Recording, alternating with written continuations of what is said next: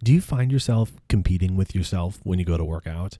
Like maybe you're not interested in doing better than everybody else, but you're really focused on doing better than you did before, doing better than your last workout, however you're measuring that. On today's episode of the Exercise is Health podcast, Julie and I are going to explore what some potential problems are with this and why this may actually be setting you up to be less healthy. We're going to cue the intro song and then we're going to dive right into this conversation. Welcome to the Exercise is Health podcast, where we're talking about exercise, health, and the interconnectedness of the two. We are your hosts, Charlie and Julie, and we will be coming to you every single week from our studio, Muscle Activation Schaumburg. Hey, what's going on, everybody? This is Charlie. Before we dive into this week's episode, I want to let you know that we recently released a book called The Exercise for Life Method. And if you enjoy the conversations that we have every single week on this podcast, then you are going to love this book. So to pick up a free copy of this book, all you have to do is go to exerciseforlifemethod.com. Now, without further ado, let's dive into this week's episode. Hey, welcome back, exercisers, to the Exercise is Health podcast. We are your hosts, Charlie and Julie, and we're coming to you from our studio, Muscle Activation Schaumburg, here in Schaumburg, Illinois, where we believe that your health is your most valuable asset, and the single best thing that you can do to both boost and protect this asset is exercise. Specifically, exercise is geared towards building the health and function of your muscles. Now, it is such a joy when we see that so many of you exercisers have left us ratings and reviews on Apple Podcasts. We truly, truly appreciate it because it helps our podcast reach more people. It helps our message spread to more people, and it helps us share this message with more people of how to exercise for life and exercise in a way that builds the health and function of your body. So for every single one of you that have done that, we want to say thank you. And we want to take a moment right now to highlight a review that we've recently received. This 5-star review is titled Exercise Learner.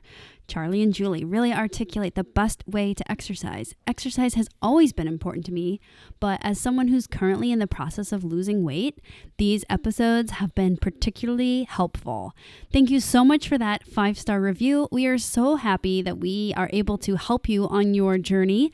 All of you exercisers are on a journey of your own, and we would love to hear how this podcast is impacting your life.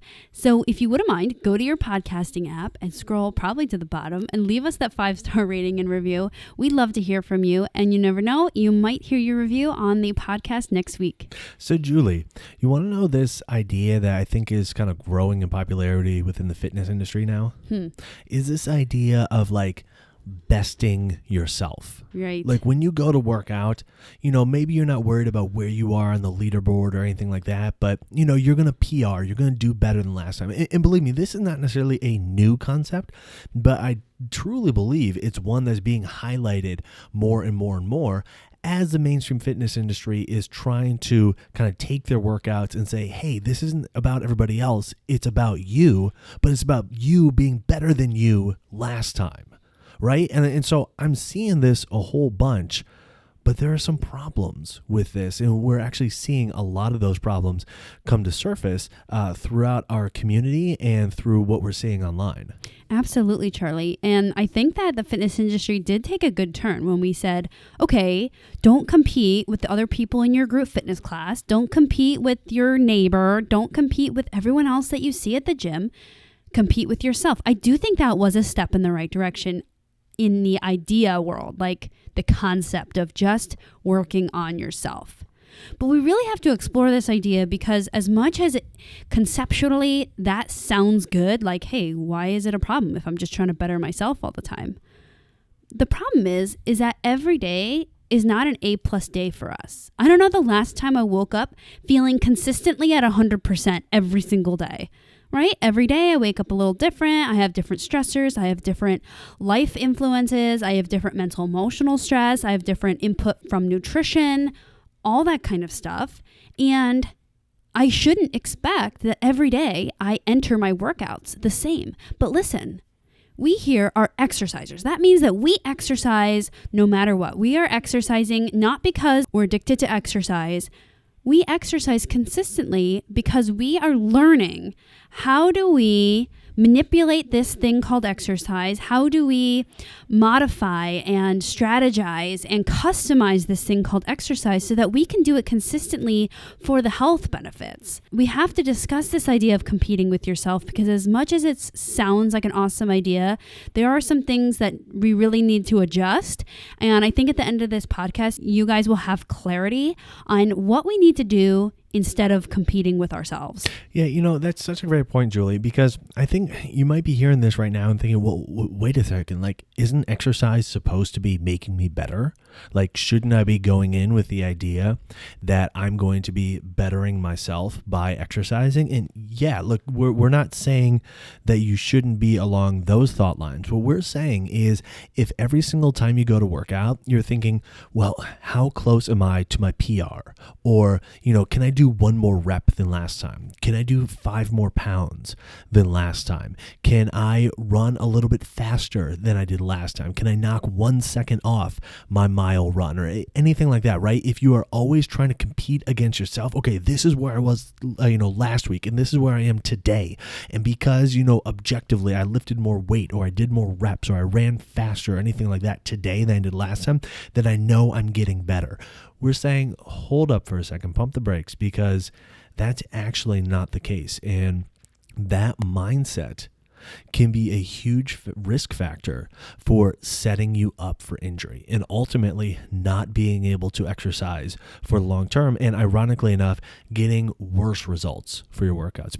Because I hear this a lot, that people are like, well, I want to track how I'm doing so I know I'm getting results, right? Like, the result of working out is, instead of being able to curl 15 pounds, you're able to curl 25 pounds, right? Like, that's a result. Okay, well, now I see that I'm getting results. It's like, okay, well, that's one way of measuring results if you're a professional curler and not the ones that you see at the Olympics. Like, right? So if that is your thing, then okay, cool. Those maybe are the results that you're going for. But what most people are looking for is strength and health and fitness and feeling like they have ownership of their body throughout their daily lives, like the times when they're not exercising. And the fact of the matter is that consistently competing with yourself every single workout is actually setting yourself up to have worse results outside of your workouts throughout your daily life. And so that's what we want to dive in today and actually give you a simple step-by-step process to how to go about avoiding that. Charlie, you remember when we were watching a show last night and a commercial came on for American Ninja Warrior? Mm-hmm. So I've never watched them. Actually, I have watched American Ninja Warrior, maybe one episode. But anyways, it's like an adult obstacle course, that people like basically qualified to do, or they do it. Anyways, I don't know all the details. You guys probably know better than me. But anyways, it's a giant obstacle course that takes like a lot of strength and a lot of oomph to be able to do it, right?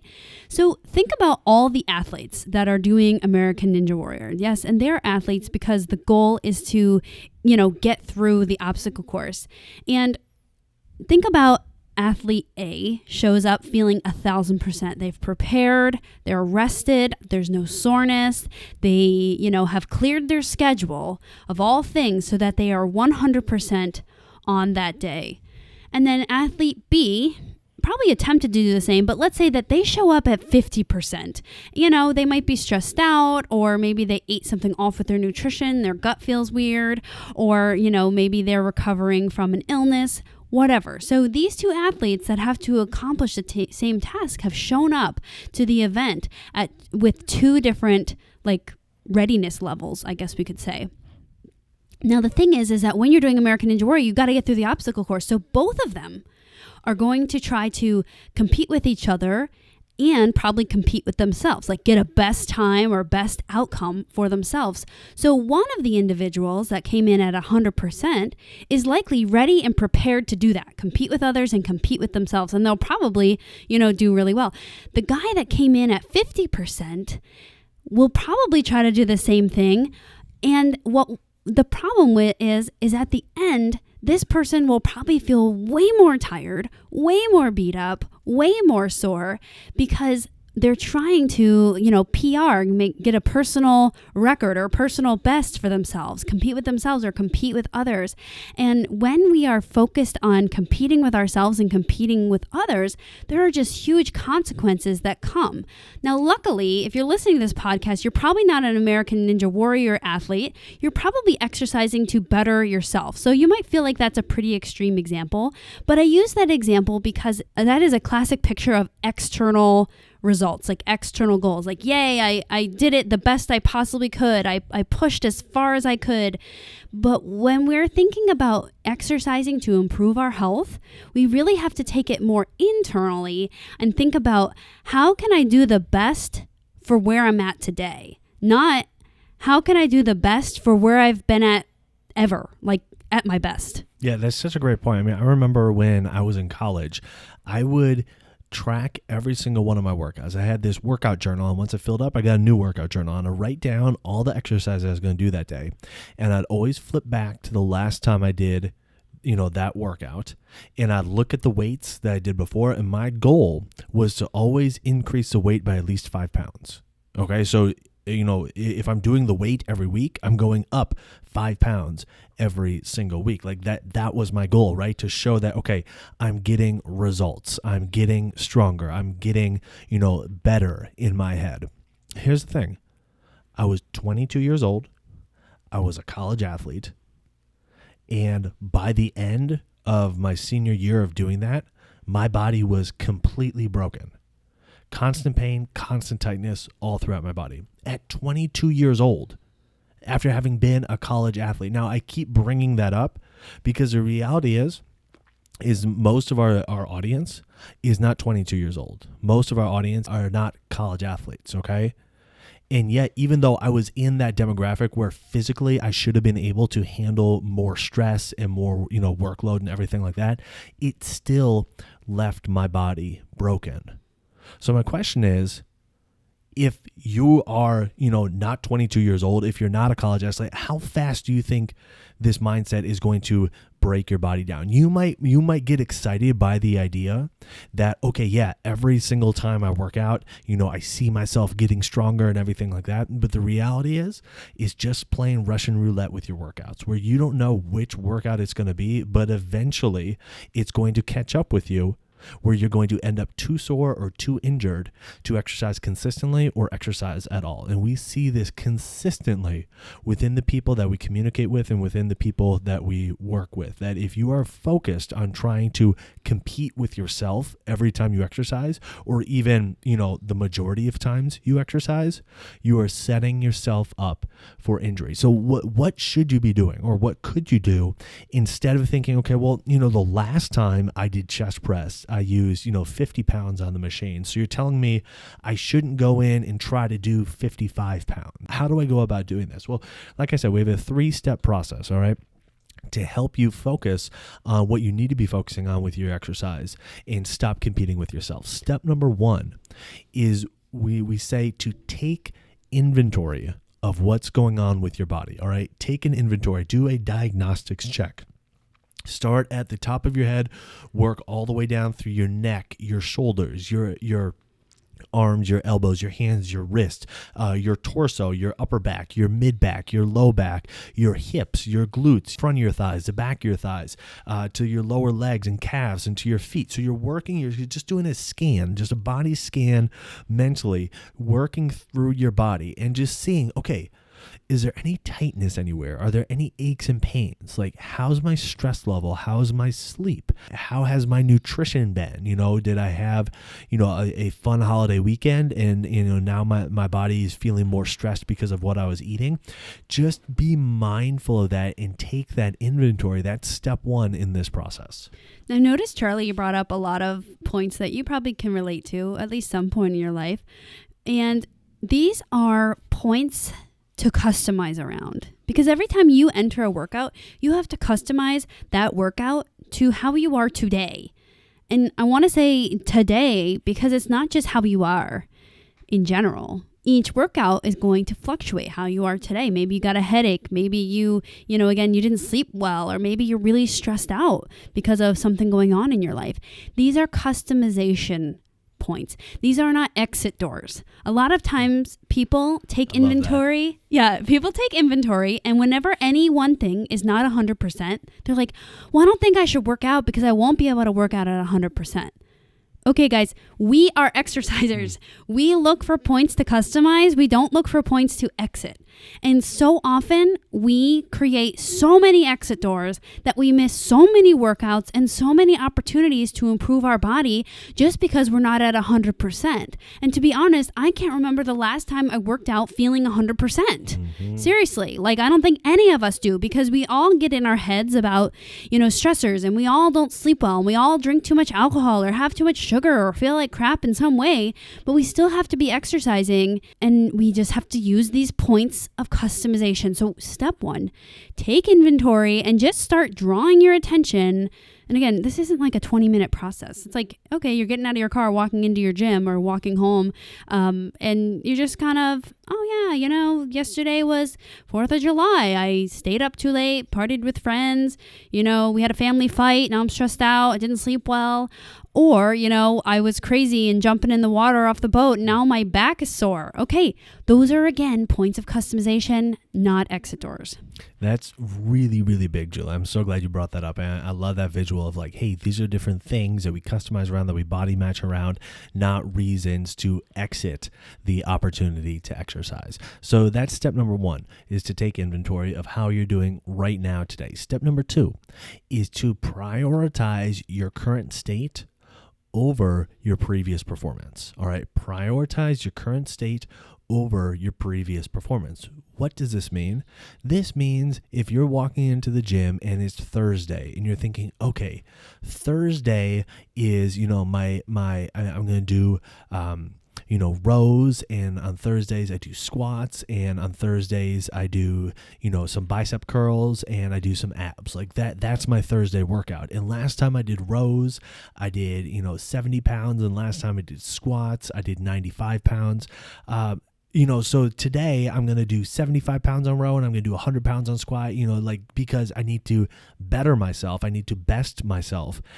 Instead of thinking like that, think, okay, these are the exercises that I generally do on Thursdays. I'm taking my inventory and I'm feeling like, wow, my back and shoulders are pretty achy and sore today. When I do my rows, I'm actually going to cut the weight in half and just really focus on kind of, using or trying to create a mind muscle connection, and really use that to drive the motion and, to drive the exercise, and just see if I can help my, my back and shoulders kind of feel better over the course of the workout. And, then when I get to squats, I'll kind of see, how my legs are feeling. If I try out, working my way up and I get to 95 pounds and it feels pretty good, maybe I'll try 100 pounds today. But yeah, wow. I just really need to be mindful of, how what I'm doing with my back and my shoulders, because those places are a little bit achy and sore and haven't been sleeping that much and whatnot. So that's what that looks like. It's not like you have to create a brand new workout from scratch every time you go in. You can use a general framework of what you do, but then you take inventory and you're like, okay, well, based on these results of this scan that I did of my body, well, now these are some changes that I can make to my exercise, and I'm going to prioritize that versus trying to do more weight or more reps or run farther or anything like that. I love that example you gave with the row and just kind of constantly taking inventory. Now, I want to give you an example of the other way, right? So we're talking about prioritizing your current state over your previous performance. So I recently had a client that just came out of like some really, really stressful life stuff. And during that time, we had to do what you were saying, Charlie, like really scale back, and all of her weights had to be a lot lighter, and it was interesting because her perception of the weights was the same, even though I knew in my notes they were lighter, because whenever my clients come in, I talk to them and I kind of try to take inventory as we're getting the session started. So anyways, after this big life stressors kind of died down a little bit, we could start picking things back up. So I'm always taking inventory, and more and more and more times her body and her state kept telling me and showing me, and she was communicating with me that she could do more and more and more, and things were feeling good. And so we could really progress the weights, progress the intensity, progress the range of motion, do more exercises, because we were following the current state of her body. And that is a great time to push yourself when your body's saying, yes, good. And it's also a great time to pull back when your body's saying, no, we're not good. We're not feeling good. I think a lot of times when we're having this conversation, we think about, oh, if you're not competing with yourself, then you're doing something subpar, you know, but actually you're not competing with yourself. That means that you're really excelling on the days that you do inventory and you're like, I feel awesome. I slept great. You know, my nutrition has been on point. I'm not having any intestinal distress or whatever you usually have going on. And you're ready to push yourself. It's the same story. It's just customizing to where your body's at for that workout. Yeah, absolutely. And that really leads into step number 3 of this process, is to look for green, yellow, and red lights. Okay, consider your traffic signals during your workout. So what does this mean? Okay, it means if you're starting in on your workout and you do your scan of your body, you take inventory, and then you're like, okay, well, I'm going to prioritize how my body's doing today versus my previous performances. And you're going to go in and you're like, okay, you know, I think that I should really reduce my weights, you know, with this. And, you know, you start by doing a lower weight and you're like, okay, that feels pretty good. Okay, that can be a green light to kind of bump it up a little bit. And then you get, you know, bump it up a little more. You're like, okay, yeah, I actually feel like my body's starting to feel better. That can be a green light to bump it up a little bit. Okay. If your body starts talking, it's like, okay, you know what, you're starting to get fatigued or whatnot. That may be like a yellow light to say, okay, well, you know what, just kind of keep it right here. You're not noticing any pain or tightness, but your body's saying, okay, yeah, for today, this is challenging enough. I remember, you know, earlier this year, I had the flu. I can't remember the last time I had the flu, but I had the flu this year. I remember for the entire week after I had the flu, just kind of not going like easy with my workouts, but definitely feeling when I hit this yellow light of like, okay, I'm going to cut way back. Okay, this feels okay. Let me bump it up a little bit. And like, all right, this is my spot where I need to work today because my body's telling me that this is enough stimulus. Okay, so you look for your green lights where you can bump it up. You look for your yellow lights where you're like, all right, this is a spot where I'm going to maintain. And you look for your red lights where your body's like, yeah, you need to stop right now. Okay, you're starting to experience tightness. You're starting to experience pain. You're starting to experience discomfort, or you're starting to experience fatigue systemically. It's not like you're doing bicep curls and you're like, okay, my biceps are really tired. It's like you're doing bicep curls and you're feeling your upper back and your shoulders and your low back and your legs, and you're just like your entire system feels like, oh my gosh, I just need to sit down. All right, so you look, you know, be mindful of those, and when those come up, you're like, all right, I need to change what I'm doing. I need to change how I'm doing it. Charlie, and one cool thing that we can do, again, is that all of these signals of inventory when you walk in and inventory when you're exercising, again, are points of customization and not a point of exiting. I mean, if you get a red light, then yeah, you can stop and exercise if that's what you feel is best. But it's also a good time to explore and find ways that you can make an exercise a green light exercise that would have otherwise been a red light. I think a lot of times when we're competing with ourselves, if our body goes into a workout in a lesser state, then many exercises would be red light just due to the weight or the volume. So you can do things like change your weight, change your volume, change your focus, make it more internal, change your range. Maybe today's not a big range day. Maybe do all isometric. So really continue to customize to make every exercise that you're doing, no matter what your incoming state is, green light exercise. So I recently started working with a client that we've made some huge changes with, and her current experience with exercise, she works out in a different setting than here, and it's all about, you know, personal records, competing with yourself, doing the maximum that you can do and trying to beat what you did last time. And again, conceptually, that sounds like an amazing idea. But what has happened over time is that she has done the knee flexion. So if you're not familiar, that's like the one where you bend your knees. And it has gotten so intense for her knee flexors that they've completely really shut down. And so at one point, 100% of where her knee flexors were was, maybe 60 pounds on the knee flexion. And now she keeps trying to do the 60 pounds because that's the expectation at this facility.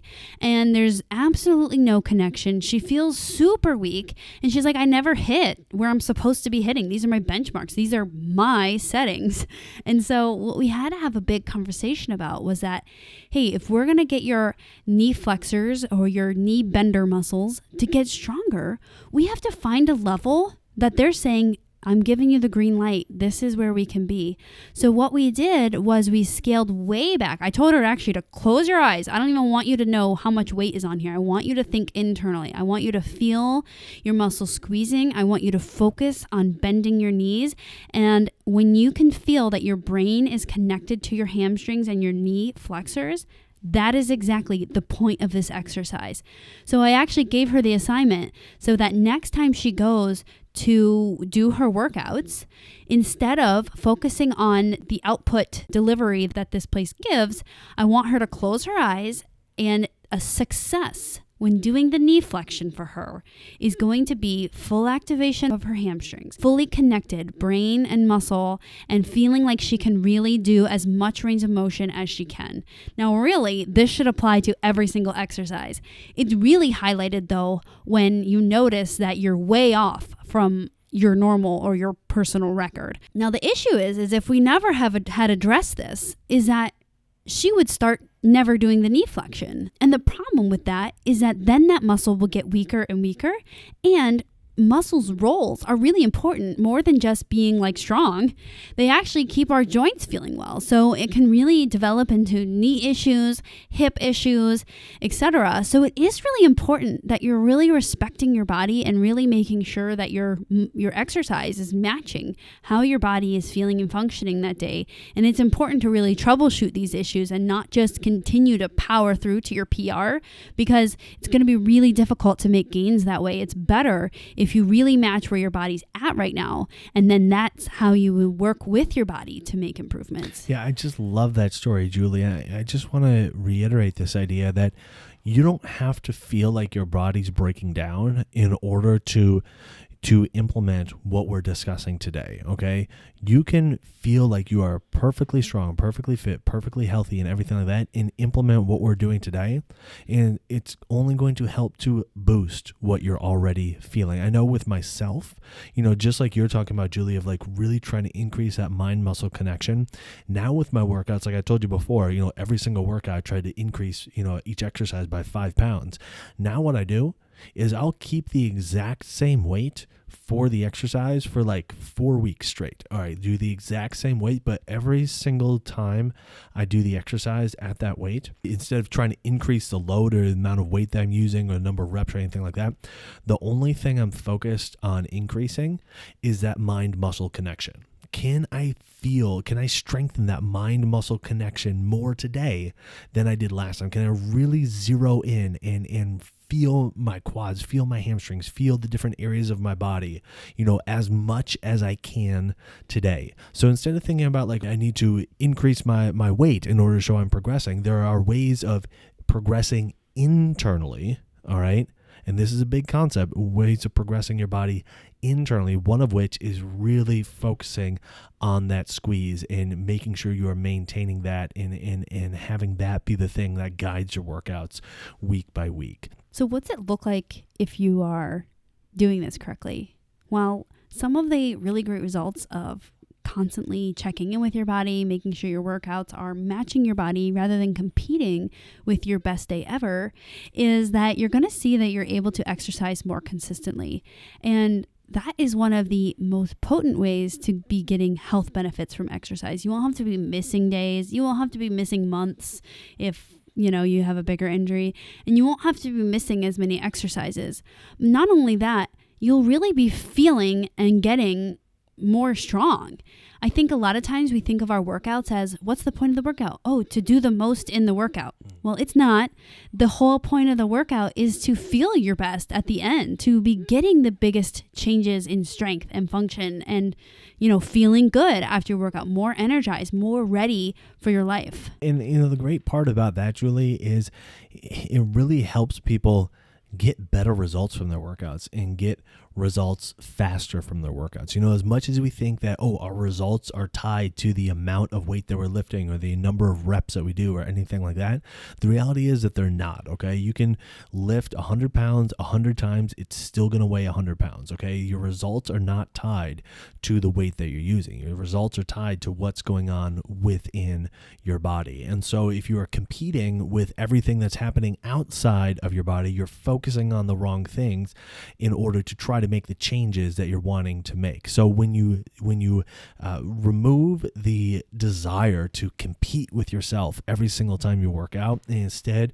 just focus on improving your health, on improving your function with each workout, on strengthening that connection with each workout, you're actually going to get better results, and you're going to get faster results from your workouts. And ultimately, you're going to get results that are more sustainable because you will be exercising in a way that is more sustainable for your body, more sustainable for your life, regardless of what else you have going on. It's really hard to keep coming back to workouts that you feel are breaking your body down. And so when you're doing something instead that actually makes your body feel really good, makes your body feel strong, feel connected, feel like you have ownership over your body, it's so much easier to do that consistently versus workouts that just leave you feeling achy, beat up, sore, exhausted, which is what often happens if every single time you go in, you are trying to best what you did the time before. So how do you go about applying this conversation to your workouts? Yeah, we give you the 3 steps today, but if you would like to dive in deeper, we actually put together a new training that we call Exercise for Life Secrets, all right? And this training is completely free, but it's going to dive in to the 3 top things that you can do to rebuild your body and health in as little as 6 weeks. Like I said, this training is completely free. All you have to do to attend is go to secrets.exerciseforlifemethod.com. We have a new training starting soon, so head there now, secrets.exerciseforlifemethod.com, and get signed up. So who do you know that needs to hear this episode? Who do you know that is consistently competing with themselves every single time they're exercising, and they're either thrilled that they see their weights going up, or they're starting to feel like, oh wow, yeah, this is taking a toll on my body? Share this episode with them so they can learn about what dangers lie ahead and what changes they can make to their workouts to ensure that their body stays feeling healthy, stays feeling strong every single time they exercise. And while you're online, head on over to Apple Podcasts and leave us a rating and review. It helps people find our podcast when they're looking for information on exercise and when they're looking for information on health. So if you found value in this conversation today, let us know by leaving us that 5-star rating and review. Well, thanks so much for tuning in. We always appreciate it. Have a fantastic week, and we'll talk with you all next week. So how'd you like that episode? Did you find the information useful? If you enjoyed what we discussed today, then you are going to love the Exercise for Life Method, which is a book that we just put out, and you can get a free copy of by going to exerciseforlifemethod.com. All we ask is that you pay for shipping and handling, so head there now and get your free copy, as well as some exclusive bonuses that you will get instant access to when you get the book. You can learn more and get your copy at exerciseforlifemethod.com.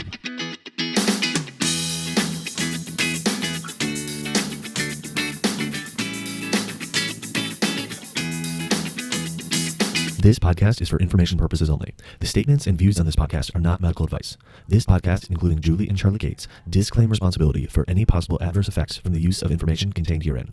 Opinions of guests are their own, and this podcast does not endorse or accept responsibility for statements made by guests. This podcast does not make any representations or warranties about guest qualifications or credibility. This podcast may contain paid endorsements or advertisements for products or services. Individuals on this podcast may have a direct or indirect financial interest in products or services referred to herein. If you think you have a medical issue, consult a licensed physician.